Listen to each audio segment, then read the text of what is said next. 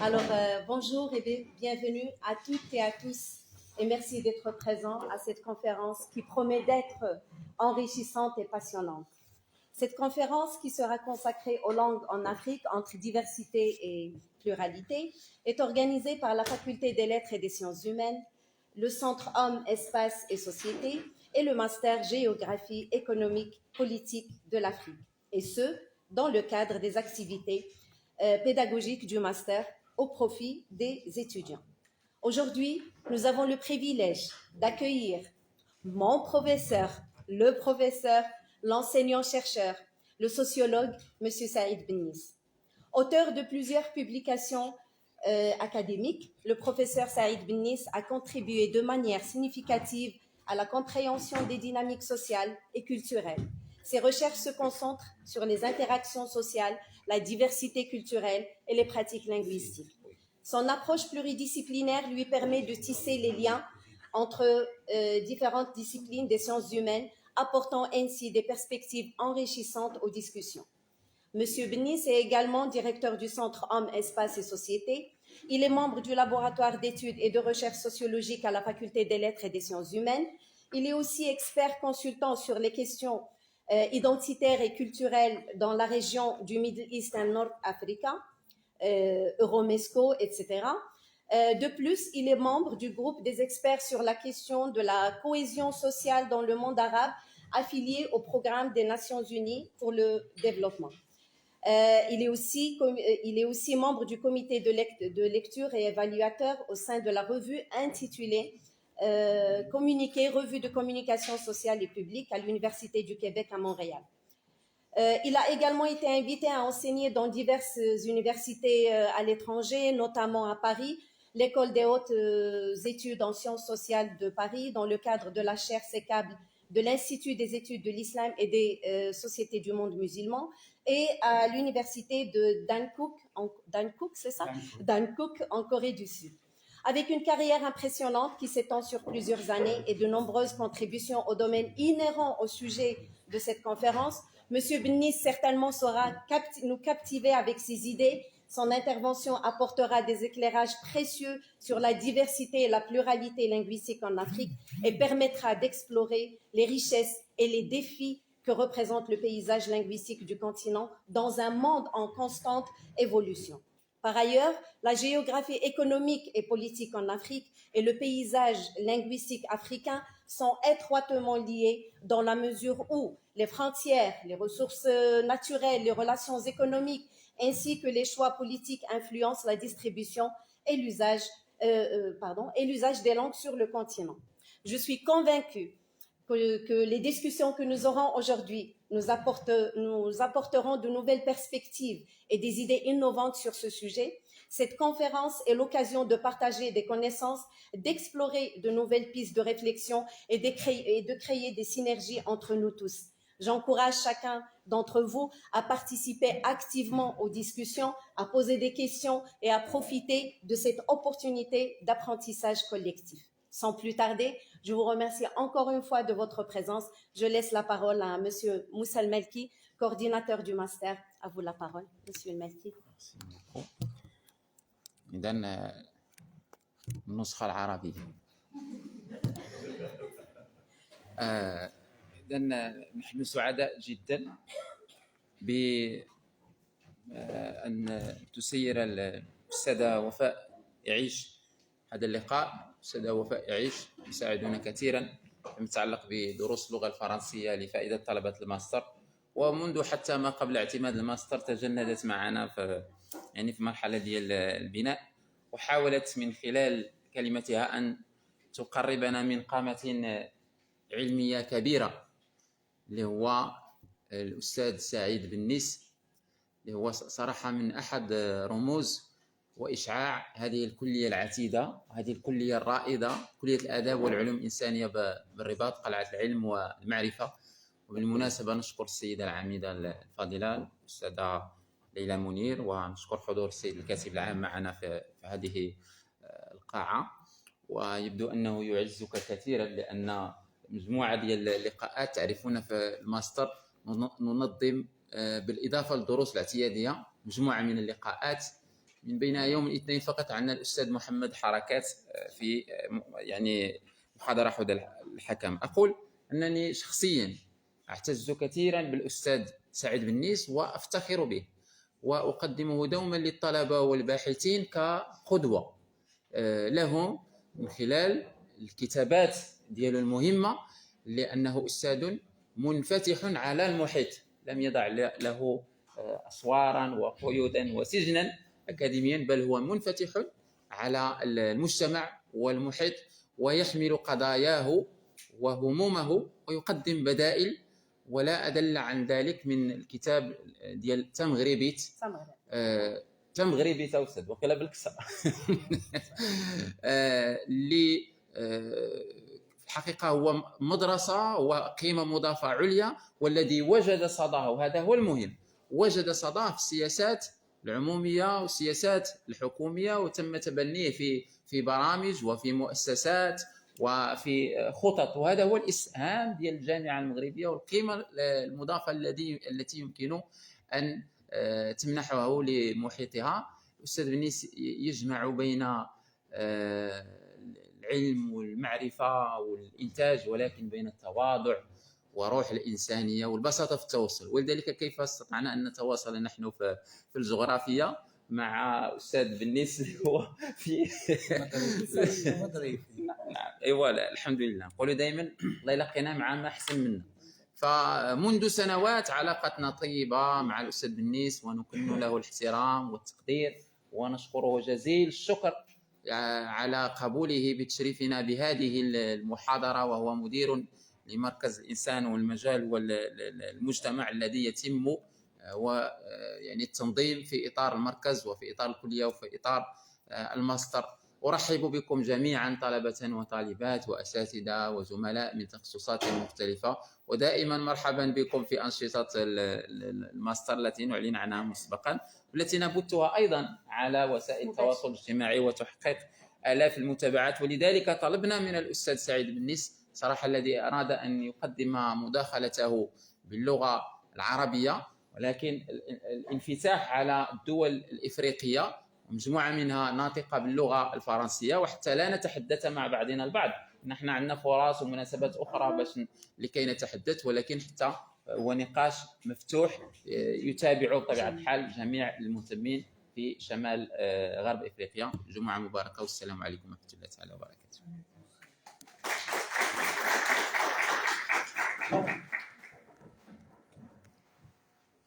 Merci, Monsieur Melki. À présent, je passe la parole au professeur Monsieur Saïd Bennis. شكرا جزيلا. أولا أود أن أشكر إدارة الكلية والسيدة العامدة بالنيابة المحترمة والأستاذة إعيش التي ليست طالبة الآن، هي أستاذة منذ زمن طويل، هي زميلتي قبل أن تكون طالبتي، والأستاذ العزيز سي موسى المالكي منسق ماستر اقتصاد السياسة بإفريقيا. كل شرف لي أن أتشارك معكم بعض الأفكار حول اللغات في إفريقيا من زاوية التنوع والتعدد، وهذه الزاوية هي ما تهمني، لأن التعدد والتنوع هي قيمة إفريقيا. لهذا وجب التفاعل مع الإشكالية على أساس أنها إشكالية نستكشفها من زاوية جديدة. Tout l'honneur est pour moi de pouvoir donc participer à cette conférence d'orientation des étudiants vers un sujet qui est, disons, pas nouveau, mais qui mérite d'être un peu pris au sérieux, notamment lorsqu'on veut travailler sur un grand continent comme l'Afrique. L'Afrique n'est pas uniquement cette dimension géographique, politique et économique, il est également une dimension humaine. Et quand on dit une dimension humaine, les deux éléments de base sont la langue et la culture. Moi, je vais aujourd'hui m'intéresser aux langues. Normalement, le titre, c'est langue en Afrique. Donc, quand on dit langue, on ne parle pas des dialectes. Ce sont des langues à part entière. Donc, la variation territoriale géographique n'est pas... Ce sont des langues reconnues par les États africains. Mais comment parler de langue dans un continent qui est un grenier des langues, le grenier des langues au monde. Donc là, j'ai pris deux concepts de base diversité et pluralité. La pluralité est un concept qui réfère à la quantification, à la quantité. Au Maroc, on parle de bilinguisme. Donc le Maroc admet 2 langues officielles, l'arabe et l'amazigh. Mais quand on parle de diversité, on parle de la diversité à l'intérieur de la même langue. Donc la diversité, elle est qualitative, la pluralité, elle est quantitative. OK? Donc ça, c'est très important. Si on parle par exemple de la culture marocaine, on parle de la diversité culturelle.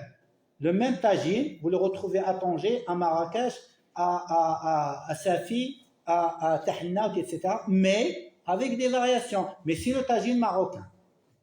Ça, c'est important pour les 2 concepts. Le concept de pluralité est un concept qui réfère à un contenu quantitatif, le concept de diversité a un contenu qualitatif.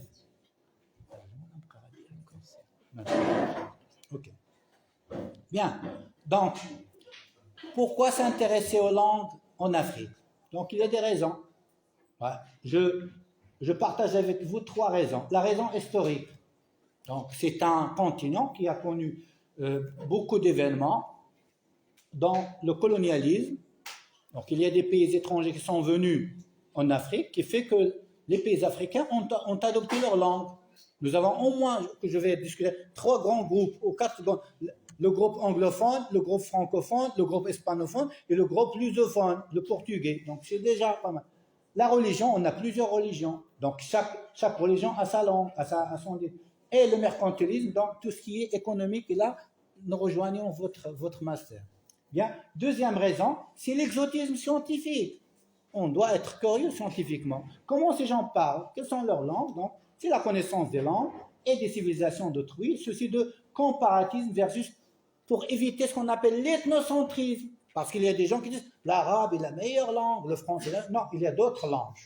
Voilà, chauvinisme, égocentrisme. Donc ça c'est, et là quand on parle de connaissance des langues, etc., ça veut dire on est dans un fondamentalisme linguistique. C'est la science. Troisième, c'est l'opportunisme pratique. Quand on va en fait travailler sur les langues locales, on peut, c'est l'approche chinoise, l'approche japonaise. On peut donc faire des investissements dans ces pays. Donc, ça entre dans la politique stratégique du pays, dans ce qui est géostratégique, géopolitique. Donc là, on ne peut pas investir dans un pays alors qu'on ne connaît pas sa langue. Voilà. On doit penser de cette manière. Nous, donc, le projet royal est un projet très africain. Donc, normalement, nos étudiants doivent, c'est vrai, ils ont leur spécialité, avoir, c'est-à-dire, peut-être, tout le monde veut suivre des cours de coréen, de chinois, mais personne n'a demandé à propos du sénanté de Malais. C'est vrai que nous n'avons pas de spécialistes, mais ça va devenir une nécessité d'ouverture, nécessité politique. Nos ennemis, on peut leur parler dans leur langue, pas uniquement en anglais, en français. Voilà, c'est des choses que... Donc, deuxième chose, pourquoi j'ai parlé de grenier? Afrique, regardez l'Afrique, c'est 30%. Mais le nombre de population est la moitié de l'Asie. Ce n'est pas l'Asie qui est le grenier. Le nombre de populations en Asie, là, c'est un site que je demande aux étudiants de visiter. Si vous voyez, donc, c'est l'Asie 30%, 33%. Mais l'Asie contient une population qui est le triple de la population africaine. Mais en Afrique, on parle plus de langues qu'en Asie.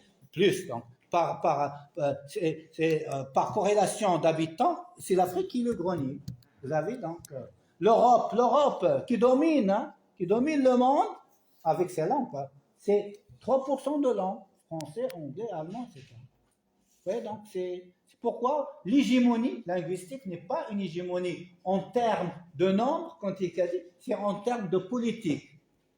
Voilà, donc il faut dire. Mais maintenant les classements, on a ce type de... Donc voilà, c'est très important de nous rappeler ceci. Pourquoi l'Amérique? Parce qu'il faut toujours se dire, les langues autochtones ont résisté en Amérique et en Afrique. Les langues autochtones, c'est-à-dire autochtones, de ceux qui étaient les premiers sur la terre, les habitants, les indigènes, donc leurs langues ont résisté.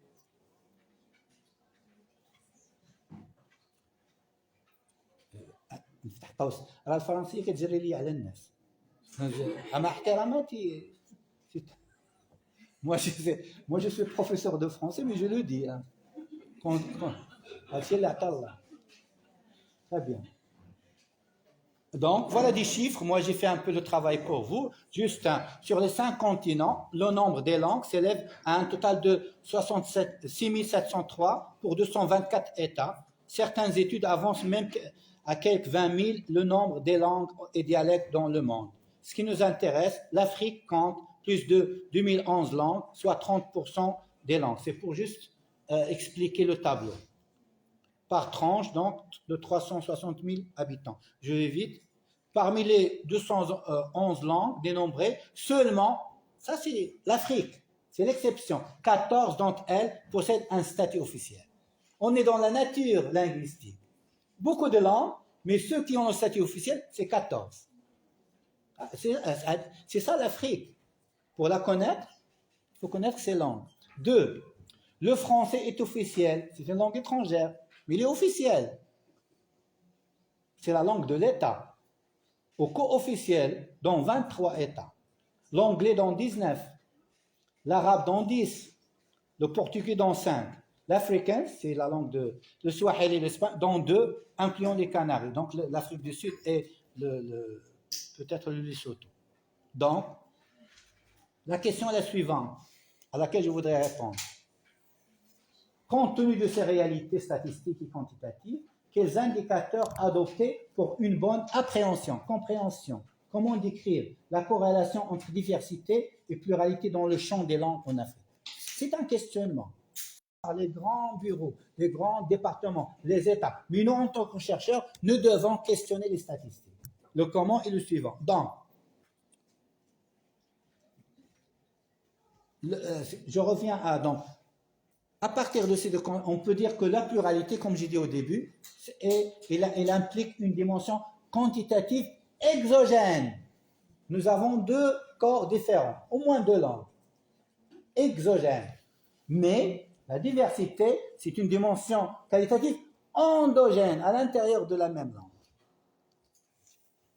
Donc, à ce moment-là, il y a des contacts. Quand le contact est entre 2 langues, on parle de variation interlinguistique entre 2 langues. Quand le contact est à l'intérieur de la même langue, on parle de variation intralinguistique au sein de la langue. Est-ce que ce jargon il est familier pour les autres? C'est un peu de spécialité, mais on ne peut rien faire. Donc, c'est dans ce sens. Bien, il y a un paradigme conceptuel. J'emploie des concepts. Indicateur linguistique, qu'est-ce que ça veut dire tout simplement? Par indicateur linguistique, on parle de familles de langues.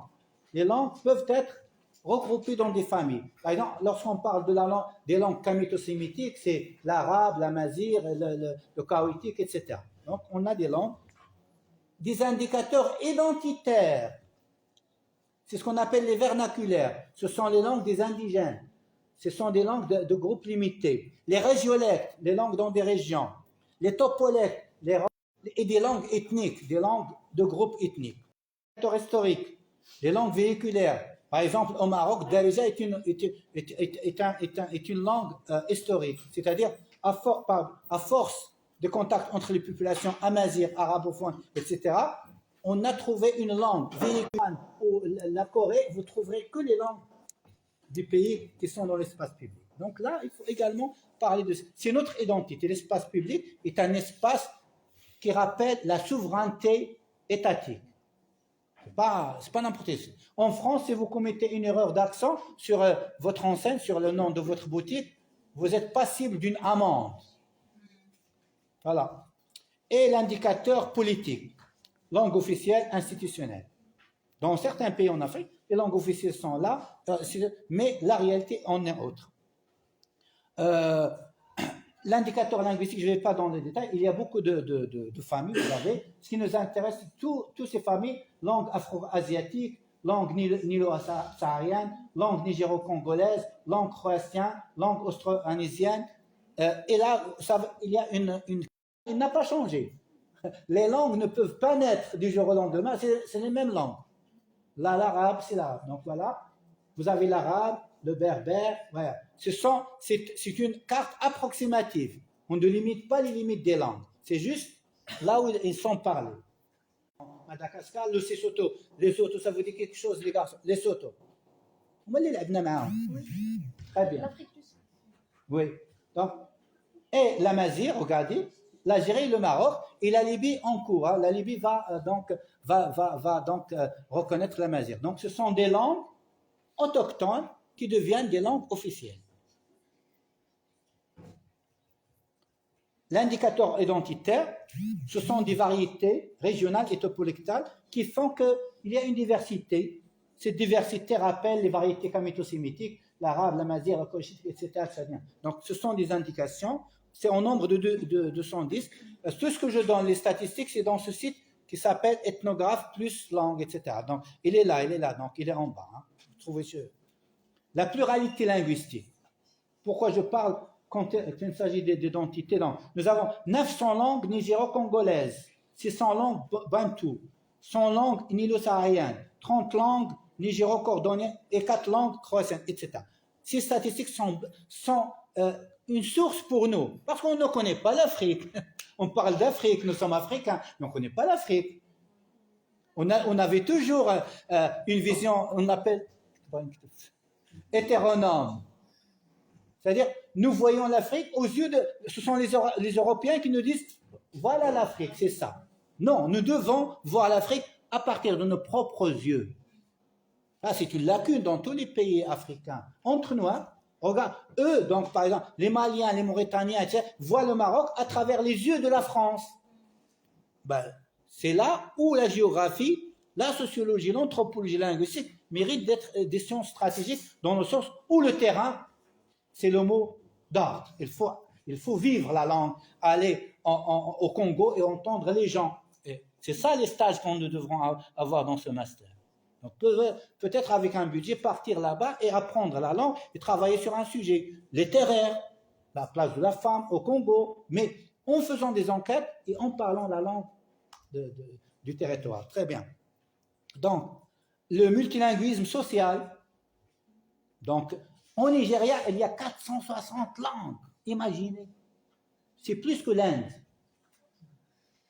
C'est pas moi qui donne ces chiffres, attention, c'est un site officiel. Donc, au Cameroun, au Soudan, en Éthiopie, etc. Donc nous, si on parle de pluralité au Maroc, c'est vrai, c'est le minimum des minimums. Nous avons 2 langues. Là, il y a chez Barak. Voilà. Voilà, le site, il est en bas, hein, ethnologue.com, région Afrique. Il est en bas. Il y a un indicateur historique. Par exemple, quand vous parlez de l'arabe, donc, c'est pas africain, mais il vient d'une histoire, l'histoire de l'islam, qui a donc été diffusée dans l'Afrique, pas au Maroc. Non, vous le trouvez en Tanzanie, il y a de l'arabe. En Guinée-Conakry, tout, là où il y a de l'islam, il y a de l'arabe.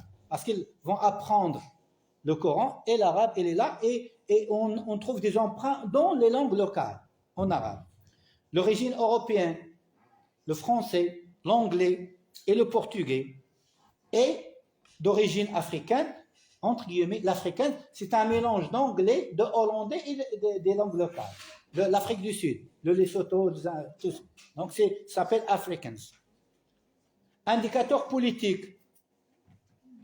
Les pays d'Afrique, loin de ces spécificités locales, ils vont se ranger dans des groupes. Il y a un groupe francophone, la Mauritanie, le Sénégal, le Maroc, l'Algérie, la Tunisie, etc.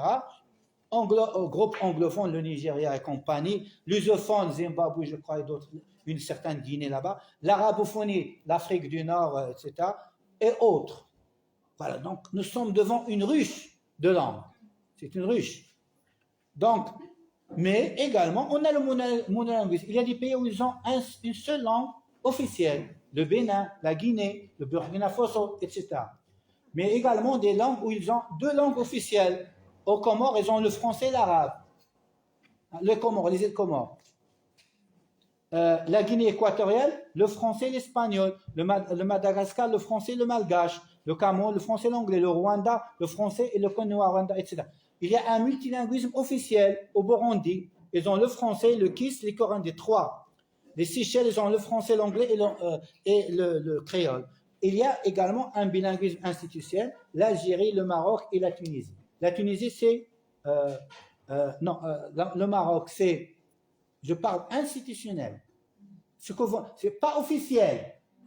Votre carte nationale marocaine, la moitié en arabe, la moitié en français. Les institutions travaillent en français. Le chèque bancaire, la moitié en arabe, la moitié en... Donc, c'est uniquement en Algérie, en Tunisie et au Maroc. Pas officiel, institutionnel. Est-ce que c'est clair? Officiel, c'est l'État, mais dans les institutions, dans les services publics, c'est l'arabe et le français. Il n'y a pas d'exemple ici. Okay.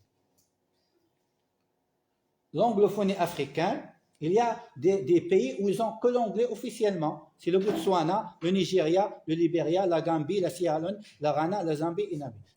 C'est vrai qu'avec ces pays, on peut parler en anglais, mais ce n'est pas leur langue de tous les jours. Ils ont d'autres langues. Donc, c'est comme si quelqu'un vient au Maroc, donc il va du côté de Zaïre, c'est le premier chose, il va parler aux gens en arabe classique, parce que pour lui, c'est la langue de l'État. Personne ne va lui parler. Donc, voilà, donc c'est des choses. Le bilinguisme officiel, Lesotho, nos amis de Lesotho, l'anglais et le Sesotho, etc. Donc, beaucoup d'exemples. Le multilinguisme officiel, regardez, au Zimbabwe, ils ont 3 langues officielles. Au Ouganda, ils ont 4. En Afrique du Sud, ça c'est vraiment un trésor de langue, c'est l'anglais, l'africain, Mbélé, Soto du Nord, Sesotho, Siswati, Tsonga, Tswana, Vanda. Qu'est-ce que ça veut dire? La langue est un droit de citoyenneté. Je suis citoyen, je suis Zoulou, ma langue, je devrais l'avoir dans les institutions. On est en phase de passer au Maroc.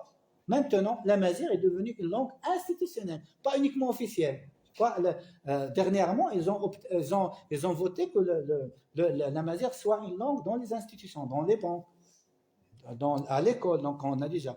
Et il y a la lusophonie africaine, le portugais, donc l'Angola, la Guinée, le Bissau, Sao Tomé, Principe et le Mozambique, c'est l'anglais. Le bilinguisme officiel, Cap-Vert, ils ont le portugais et le créole. Donc, même ces gens-là, il faut travailler. C'est vrai que nous avons un centre de... Voilà, très bien. Mais attention, pour faire du terrain, on a besoin de la langue locale. Moi, je parle de mon expérience. Si vous allez travailler à Azilal, vous êtes dans les montagnes, Tasmet, vous devez parler amazigh, attention, en tant que chercheur. Et ils vont comprendre votre arabe. Mais si vous parlez l'amazigh, vous êtes proche de toute la requête scientifique, il est la bienvenue. La même chose, si vous êtes à Douala, ne parlez pas amazigh, il faut parler en arabe. Bien, l'arabophonie africaine, le monolinguisme, une seule langue, c'est l'Égypte, la Tunisie, la Libye, le Soudan. Officiellement, dans la Constitution. Mais il y a un bilinguisme officiel maintenant, c'est l'Algérie et le Maroc, l'arabe et l'amazigh. Le Comore, Djibouti, Mauritanie, l'arabe et le français. Au Somal, c'est l'arabe et le somalien. Autre langue, donc l'amharique, c'est la langue de l'Éthiopie. Le tigrinya, c'est la langue de l'Érythrée. Le kiswahili, c'est le bilinguisme officiel, donc, et le multilinguisme officiel, le Burundi, etc. Ce sont des pays africains qui sont nos amis, mais on ne connaît pas donc leur langue. Un ami, on voudrait connaître où il habite, comment il parle, comment s'appelle son fils. La langue est un élément de la terre, du territoire. Donc, si vous parlez par exemple à un Éthiopien en amharique, pour lui c'est un miracle. C'est comme si lorsque nous avons devant nous un Allemand ou un Coréen qui va nous parler en darija, nous sommes très contents. Parce que la langue, c'est le pont de la fraternité, tout ce que vous voulez. Donc, parmi les conclusions, le monolinguisme en Afrique est une exception. Les pays qui sont monolingues sont très rares. Mais les pays où il y a la pluralité étant la règle. Si on dit, tous les pays africains connaissent le plurilinguisme. Certains sont monolingues. Donc, à ce moment-là, il faut s'intéresser à la politique linguistique de l'Afrique, mais également à comment est gouvernée la diversité pour connaître la population. Je crois que les géographes ont besoin de connaître un peu la population, normalement dans des questions stratégiques. nous sommes devant des réalités sociolinguistiques. Là, j'attaque un peu la question. Donc, il y a des langues d'usage. Laissons les langues officielles, les langues officielles. Ces langues d'usage peuvent être officielles, comme l'arabe classique. Il est employé dans les mosquées, dans le parlement, etc. Ils peuvent être véhiculaires, permet de vernaculaires d'un seul groupe. Ils peuvent être des langues de mondialisation. Donc, dans les Nations Unies, beaucoup de langues sont reconnues parce qu'il y a des traducteurs. Mais également, ça c'est nouveau pour nous, les chercheurs, il y a également un marché linguistique digital. Les langues ont investi le digital. Qu'est-ce qui se passe? Est-ce que ces langues vont vivre avec le digital, les langues d'Afrique? C'est un danger. Parce que nos amis africains sont connectés. Quelles sont les langues qu'ils utilisent lorsqu'ils sont connectés? Est-ce qu'ils utilisent les langues étrangères, le français, l'anglais, etc., le portugais, ou ils utilisent leur langue locale? Alors ça, c'est... Quelles sont les fonctions linguistiques endogènes? Les langues ont des rôles, des tâches dans les pays. Donc, mais ces tâches dépendent des représentations, des perceptions. L'arabe, pour les Marocains, c'est une langue sacrée. Dans d'autres pays qui sont agnostiques, ils ont d'autres langues religieuses, etc. Donc, les langues ne dépendent pas uniquement de l'usage, elles dépendent également de leur fonction sociale et même politique. Voilà, donc ça, qu'est-ce qu'on peut... Donc, mais les langues ont des relations entre eux. Il y a des relations qu'on appelle déglossie, déglossia. Si on voudrait comprendre, c'est dit... Le même corps, il est divisé en deux. Glossa en latin, c'est la langue, les glossies. L'arabe, il est divisé en deux. Un arabe officiel, dans le Coran, dans ce qu'on écrit, mais un arabe oral, c'est la darija. La darija, c'est dans le café, à la maison, dans le stade. Mais l'arabe officiel, c'est à l'école, au parlement, peut-être, dans les institutions. Ça s'appelle des glossies. Mais également, il y a une polyglossie. Ça peut être 3. Par exemple, au Maroc, dans les pays arabes, on a 3 variétés d'arabe.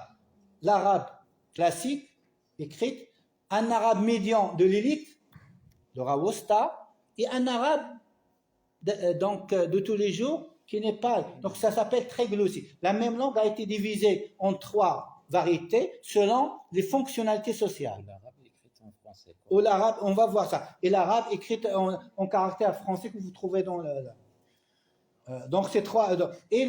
Mais les individus peuvent être multilingues. Il y a des Marocains qui peuvent parler l'arabe, l'espagnol, etc., comme dans d'autres pays, comme le Mali, comme la Mauritanie. Donc là, il y a donc une pluralité collective et il y a également une pluralité individuelle. Cela dépend des individus. Très bien. Donc je reviens pas sur quand on parle de représentation en général dans tous les pays africains. C'est ça notre malheur. On parle maintenant des identités malheureuses. Les langues européennes sont toujours des langues prestigieuses. Là où vous allez en Afrique, le français, l'anglais, le portugais, l'espagnol, ce sont les langues du prestige social. Et les langues locales, comme au Maroc. Si vous demandez un service en arabe, peut-être vous n'aurez pas de réponse. En darija, non plus. Mais en français, vous aurez une réponse. Hein? Et le respect.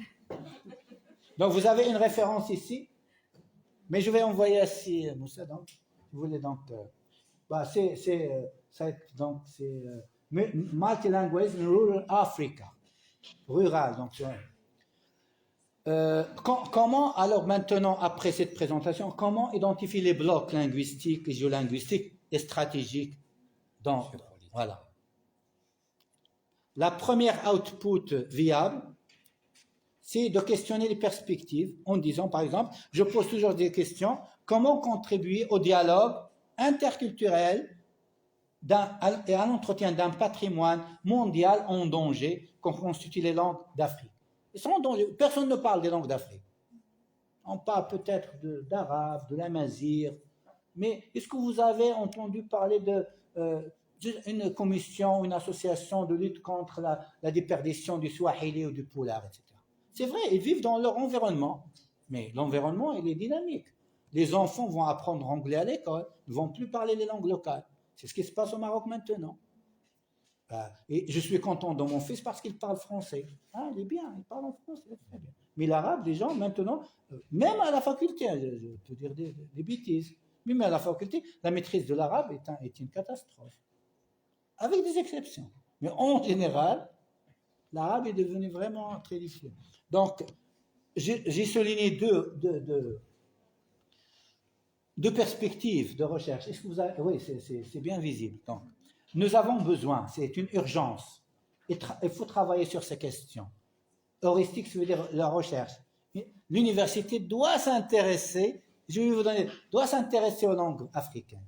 Qu'on le veuille ou non, c'est une question de recherche, c'est pas une question, même on doit connaître le monde. Parce que moi j'ai été en Corée, les gens apprennent l'arabe, la Chine, même pas uniquement l'arabe classique, ils apprennent l'arabe darija. Quand ils viennent investir à Casablanca, ils vous parlent en darija.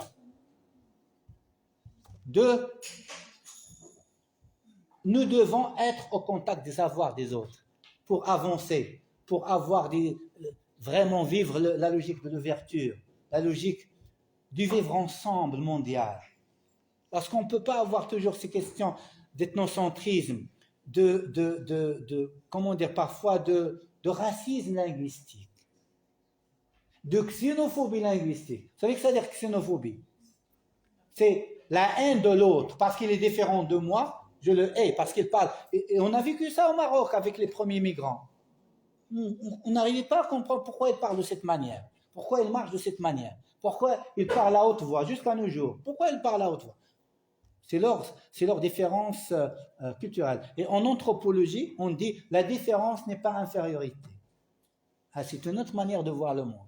Bien, à ce moment-là, pour ne pas être... Nous sommes dans la logique mondiale. L'UNESCO, en 1991, pas en 2024, a déjà déclaré, donc reconnu que les pays doivent être dans cette logique de diversité culturelle. La richesse culturelle du monde est un équivalent de sa diversité mondiale. Si on voudrait dialoguer, il faut connaître l'autre. C'est vrai, il y a la traduction, mais au moins on peut connaître. Voilà. Je crois que maintenant, tous les ambassadeurs qui viennent au Maroc, du monde entier, et c'est là où le bas blesse, là où je m'énerve un petit peu. Ils parlent en français. Parce qu'ils ont déjà une idée que les Marocains ne parlent qu'en français. Il y a d'autres qui sont plus intelligents qui vont parler en arabe. Mais en général, un ambassadeur anglais parle en français. Il n'est affecté au Maroc que parce qu'il parle en français. C'est dans son CV. Voilà, donc ça c'est des choses qu'on doit... Donc pour dialoguer, il y a une seule solution, aller au contact de l'autre et de sa langue. Le travail de terrain, l'empirisme. On ne peut pas parler du Mali, de la Mauritanie sans avoir donc voyagé en Mauritanie. Il faut aller voyager en Mauritanie, voir comment les gens vivent, comment ils parlent, etc. En Mauritanie, il y a le sud et les Poulards, ils parlent Peul. Donc il faut connaître cette population. Les Mauritaniens ne sont pas uniquement ceux qui parlent hispanique arabe, il y a également toute une population qui parle le Poulard, qui est une langue africaine. Le terrain est un must en anglais. C'est un devoir, c'est un impératif. Voilà, c'est un impératif stratégique pour tous les étudiants. Que vous soyez en études islamiques, que vous soyez en français, il faut faire du terrain. Tout. Si vous travaillez sur un auteur, sur un poète, vous pouvez aller faire un entretien avec lui. Demandez aux gens comment vous avez trouvé le livre de X. Dans l'université anglo-saxonne, vous pouvez faire un travail de doctorat sans terrain. Les terrains, c'est pas uniquement le terrain, c'est aller à Wizard ou à Zhaïliga. Le terrain, c'est faire une enquête. Demander aux gens. Parfois, le terrain, on le définit, on le comprend mal. Le terrain, c'est pas uniquement aller, c'est faire des enquêtes, de l'investigation personnelle. C'est en anglais investigation, s'investir. Ne pas rester avec les livres. Lire les livres et dire « Ah, j'ai une bibliographie ». Non, il faut aller sur le terrain.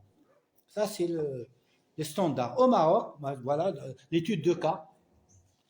Au Maroc, les centres et les institutions de recherche semblent ne pas avoir inscrit dans leur projet heuristique de recherche et stratégique l'intérêt aux langues de l'Afrique. Il faut vraiment l'inscrire. Sinon... Quelles sont les bonnes pratiques? Ce que je dis là n'est pas une révélation, n'est pas une révolution. Des pays ont pratiqué ceci parce qu'ils avaient des relations économiques, politiques et stratégiques avec d'autres. l'Angleterre et la France. L'Angleterre avait créé un centre, le SOAS de Londres, School of Oriental and African Studies, et met chaque année des appels d'offres pour étudier les langues en danger. Et c'est l'Afrique, toujours. Non, il faut encourager les étudiants à travailler sur la Mauritanie, travailler sur le Mali, travailler sur le Soudan, travailler sur le Congo. Non, on ne fait pas ça. Il y a des bourses, mais on travaille sur le développement social. Mais là, avec le projet Royal et l'Atlantique, nous sommes dans cette perspective.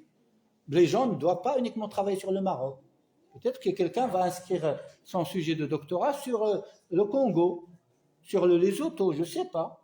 Aller là-bas, vivre une année, s'imprégner de terrain et revenir avec des données. Pourquoi pas? Bien. La France, et c'est très ancien, Lacan, langage, langue et culture d'Afrique noire. Hein? Noir. Parce que pour eux, l'Afrique du Nord est déjà acquis. L'Afrique noire. Et puis les Français, ils sont des ethnologues au départ. Comme je dis, la clé de la recherche, c'est apprendre la langue locale. Si vous nous parlez, même les Américains, quand il y a un projet sur le Maroc, la première condition pour avoir une bourse, c'est de parler d'Arija. Communiquer avec les gens. Ah, ça, c'est une autre vision de la recherche. Et là, vous avez l'adresse, c'est au CNRS, etc. Donc, au Maroc, nous sommes dans une urgence scientifique, si on voudrait intégrer le projet Royal. Sinon, on est à côté de la plaque. L'urgence scientifique, c'est que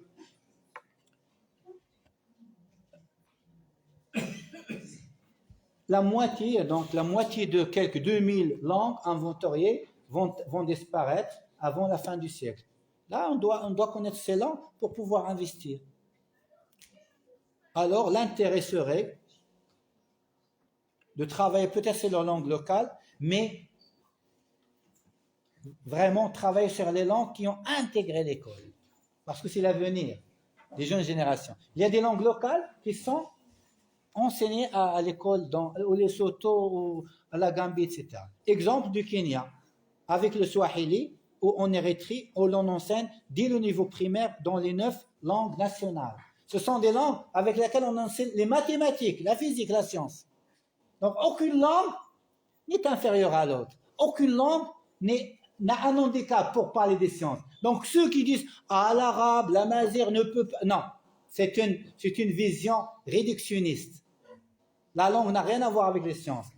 Si vous arrivez à la développer, il peut donc décrire la science. La preuve, c'est qu'en Irak, toutes les sciences sont en arabe. La médecine, c'est… Voilà. Il ne faut pas avoir ce qu'on j'appelle le défaitisme linguistique, en arabe, inhizami al-lughawiya, qui en fait ne vient d'un défaitisme identitaire, parce que l'aura, c'est le reflet de l'identité. Donc si on valorise notre langue, c'est question de inaptitude. Il y a même qui disent que ce sont des langues qui ne sont pas en maturité scientifique, ne peuvent pas décrire la science, ne peuvent pas décrire la physique. Comment parler du nucléaire en arabe ou en amazigh? Non. Ça dépend de nous. Le handicap, il est humain, il n'est pas. Donc la langue, c'est un. À ce moment-là, peut-être, et là la question elle est adressée à Simalki qui travaille de manière très ardente sur la question. Pensez à la recherche sud-sud, pas à la recherche sud-nord. Fin Radi l'Amérique, Radi le France. Non. Maintenant, oui, j'ai un stage de recherche, je vais donner des conférences au Mali, en Mauritanie, au Congo. Ce sont très rares les Marocains qui vont faire des conférences au Congo. Mais tout le monde va du côté de l'Europe. Peut-être parce que c'est un peu froid, c'est agréable. Les gens sont blancs, les yeux verts. Mais je ne sais pas, donc tout le monde va de l'autre côté.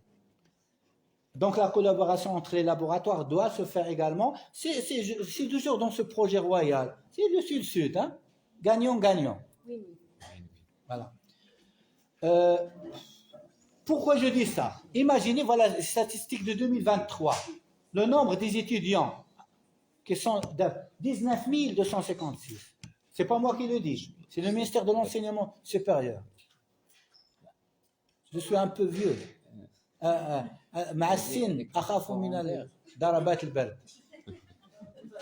J'ai un problème d'immunité, je ne sais pas. vous faire اسمع عندي مشكل ديال Donc, comme j'ai dit, 19 256 étudiants d'origine africaine poursuivent leurs études supérieures au Maroc, soit près de 83% des étudiants étrangers inscrits au Maroc. Donc, c'est poursuivant leurs études, je ne sais pas. Ces étudiants appartiennent à plus de 42 pays sur les 50 pays de l'Afrique. 54, hein? Pas 55, 54. Il y a des sites qui donnent 55. 54. 54. Au moins, là. Là, 54. Là, 54. Là, 54. Bien. Voilà le site, donc c'est officiel. C'est le ministre de l'Enseignement supérieur qui a donné ces chiffres. Pour des étudiants et des chercheurs en sciences sociales que vous êtes, il semble pertinent de faire des immersions avec S, je m'excuse, en termes de ground theory au lieu d'approche par procuration. Qu'est-ce que ça veut dire approche par procuration? Je vais lire un Français qui a travaillé sur le Mali. Non. Le ground theory, c'est une théorie ancrée qui est le ground en arabe, c'est la terre, c'est le territoire. Il faut aller, voilà, sur place et monter avec vos propres concepts. Si vous comptez sur l'américain, le canadien ou le français, il va travailler, mais vous attendez 3 ans, 4 ans. Donc il faut investir le terrain soi-même, pas par procuration. On ne va pas faire une procuration en français. Donc, nous sommes dans l'urgence, là je vous parle directement, donc de travailler sur les langues pour comprendre un peu les discours locaux et endogènes, pour également comprendre les processus culturels, les changements économiques et les dynamiques politiques. Les 3 volets, culturels, économiques, politiques, c'est ce qu'on appelle les enjeux stratégiques. Rihanat stratégique. Ça, c'est culturel, économique et politique. Culturel implique la société, tout ça. L'économique contient les relations, etc. Le politique contient les grandes, donc, je ne sais pas, décisions mondiales, comment les prendre, comment les prendre.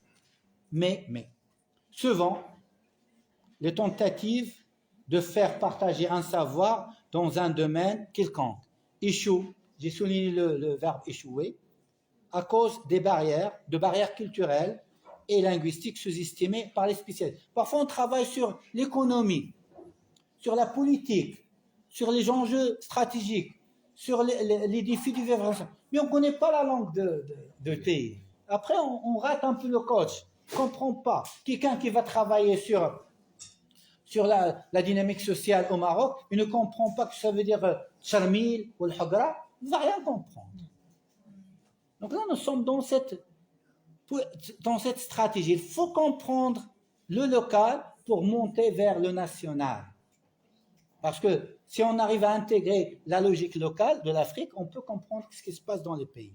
À ce moment, s'il y a dans le futur une ouverture stratégique sur l'Afrique, il doit être faite à partir d'un lobbying linguistique et culturel, notamment les connaissances. Quel est le but de cette stratégie en 3 paliers? C'est pour peut-être créer un programme de développement avec les autres pays, mais également une coopération économique. Et je vous remercie pour votre patience.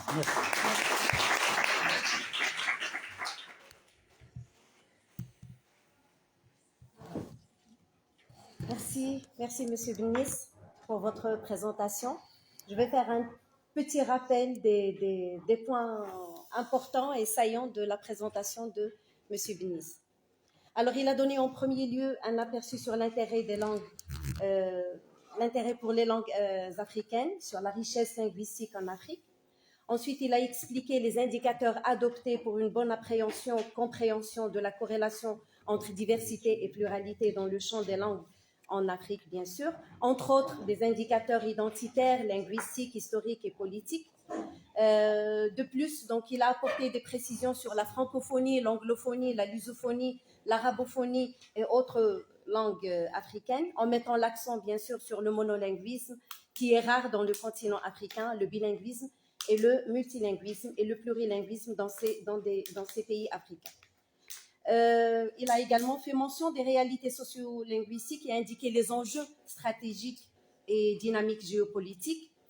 Et par ailleurs, il a souligné aussi la question comment contribuer au dialogue interculturel et à l'entretien d'un patrimoine mondial en danger que constituent les langues d'Afrique. Il a appelé l'attention sur le vivre ensemble, sur connaître l'autre, l'empirisme sur le terrain et faire des enquêtes. Il a proposé de bonnes pratiques afin de réaliser ces tâches. Il a appelé aussi l'attention sur le risque de disparition de plus de la moitié, je crois, des langues en Afrique.